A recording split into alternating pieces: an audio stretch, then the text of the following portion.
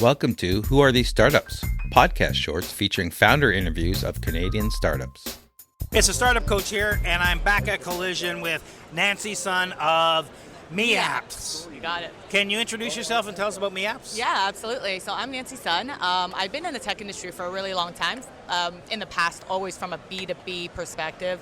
From some personal side, which I'll go into a little bit later, we decided to use AI for better. And the idea of MiiApps and our flagship product, StoryMe, essentially is to help kids read better. And we wanted to make it as inclusive as possible, and we want to make sure that we target all children as much as we can. So that is the product in a nutshell, essentially using AI to create stories and a reading platform for kids between the ages of 2 to 12. And then, like I said, we sort of try to make it as inclusive as possible, so we have a lot of neurodivergent features in there and really targeting children we feel like are being lost a little bit in the system and not getting as much material in a traditional sense of learning. It feels like there's more of a story behind this. What inspired you to start this? Yeah, absolutely. So even before my son was diagnosed with ADHD, we really started to notice that during story time at a very, very young age, he just wasn't concentrating. He couldn't get into it. And it doesn't matter what book we were putting in front of him. It could be a topic matter that he loves. It could be cars, something he was obsessed with for a really long time. But after a couple of pages, he was just, he was kind of wandering off. His mind wasn't quite there.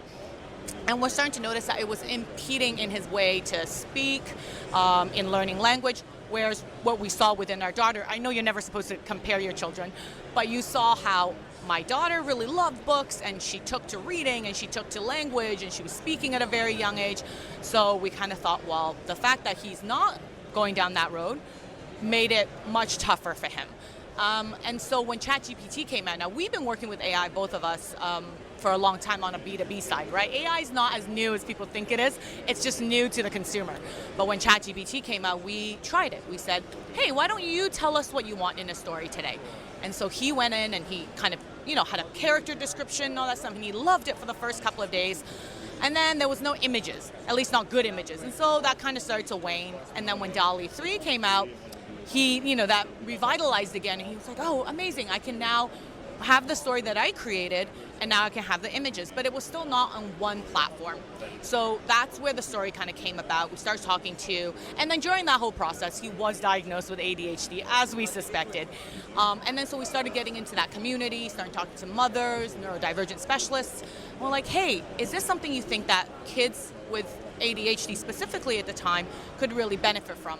And then from there, we started talking about parents with kids with dyslexia, certain parts of autism on the spectrum, and they all really adapted to the idea, and that's how the product came about. So now it is in the App Store and Google Play. And what makes your technology different than anything else? Okay, so this is interesting, I think, because obviously with ChatGPT, everyone says, right? Like if you walk around Collision, the amount of AI that you see is obviously astronomical. So from our business background as well as our technology background, the way we look at it is it's not so much what AI can do, but what are the problems that society is facing, or what are the problems that the world is facing, and how can AI come in and help solve those issues? And so instead of just saying, hey, AI can create kid stories, great. We want to make sure that there's issues that we can solve. So one of them I've already spoken about, which is a neurodivergent aspect. So we really want to hone in and make sure that not only do we have accessibility features in our app, reading masks, the text in a certain manner so that like certain words kind of pop out at kids with neurodivergencies, but also the way it's written. So for ADHD, for example, it's something that I've researched probably the most about. Sentences have to be shorter. They just have to be really kind of like punch in your face, not a lot of flowery words, and a lot of action. So my son, because of these type of changes, not only now enjoy story time, the comprehension's gone through the roof. We ask him at the end of a very complex story, and he can tell you very specific details because now he's interested. The other aspect that we kind of looked at was what has children always gravitated towards, right? Like if you have anyone who has children knows they have a pile of garbage on the side that is just like toys that come in the house. Within 2 months, it's just a pile of, literally going into minefields. The only thing in my household that stayed is Lego, Play-Doh, coloring, anything where the children's imagination is also employed within that process. Reading hasn't changed for hundreds of years. Somebody writes a story, somebody reads the story. So why not leverage technology to be able to have children and their amazing minds and imaginations and pull it all together? The third aspect that we want to make sure to put in this is the language learning aspect. So my daughter, this actually came from her, great English reader, terrible at French, something she's learning in school. So how do we leverage AI, which is so amazing? Now Google, obviously everyone's used Google Translate at some point in their life, whether it's a contract or what have you. But what we've noticed is that it doesn't take the nuance of how a language is truly spoken, right? Like it translates it in a very direct manner. So the way our app works is that you can create a story, for example, for my daughter who's 7. She reads it in English, and then it gets translated, but also translated down in age. So it's not just translated, it gets rewritten in French for a 3-year-old. Same plot, same characters, but then it's rewritten for a 3-year-old, so then she can learn vocabulary, sentence structure from a very simplistic way from a story she already is familiar with. And the last aspect is that we really want it to be this inclusion aspect of it. So we call ourselves the YouTube of kids stories. So once you make a story, you can publish it on our platform, and that's free to read for any kids. So we already have 4,000 stories on the platform. We're hoping to reach 1 million before year end. And they're all stories created by kids for kids. So even if you can't necessarily pay for the service of creating your own stories, now you have a platform you can go on and potentially find someone who resonates with you, similar issues, similar ideologies, background experiences, so forth. And hopefully that brings you some kind of solace in, whatever it is that you're going through as a child. And what brings you to Collision this year?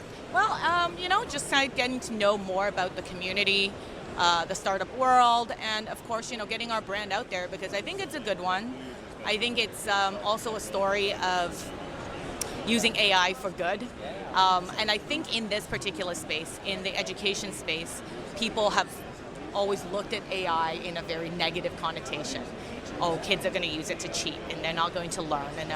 And the truth of the matter is, technology can always be used as a double-edged sword for good or evil. And in my opinion, this is one way that we can kind of use that technology for good. And I think, the Collision is a perfect platform for us to kind of come in and showcase the issues that we see and how we can use this great new technology to kind of address, I think, a group of children that maybe have been missed throughout history, that we can hopefully close the gap and help them move up and be at the same playing field or close to being at the same playing field as their normal counterparts. Yeah, and like a hammer, AI is just a tool. It can be used 100%. To build or used to destroy, depending on what you want to do. Absolutely, yeah. Where can people go and find out more? So our website, MiiApps, MiiApps.com. Always a good place to start, but we are also on App Store as well as Google Play. Same thing, just give it a quick Google. It's under StoryMe, STORY, and then MII, and you'll see it, and you can download it. We can. Right now, there's as soon as you sign on, you can do a story for free. You can do a translation for free, and then like I said, as soon as you sign on, you'll see that community portion. So there's thousands of stories you can already peruse. So even if you're not quite ready to maybe dial on to the service, which is a child-safe product, by the way, we've always done all of our research on that as well. There's thousands and thousands of stories that you can read to your children for free. I really appreciate you taking the time, Nancy, out of the busy day at Collision to talk to us. Yeah, absolutely. Thank you so much, Craig. This has been Who Are These Startups? Find out more at whoarethesestartups.com and check out our live events at TorontoStarts.com/events.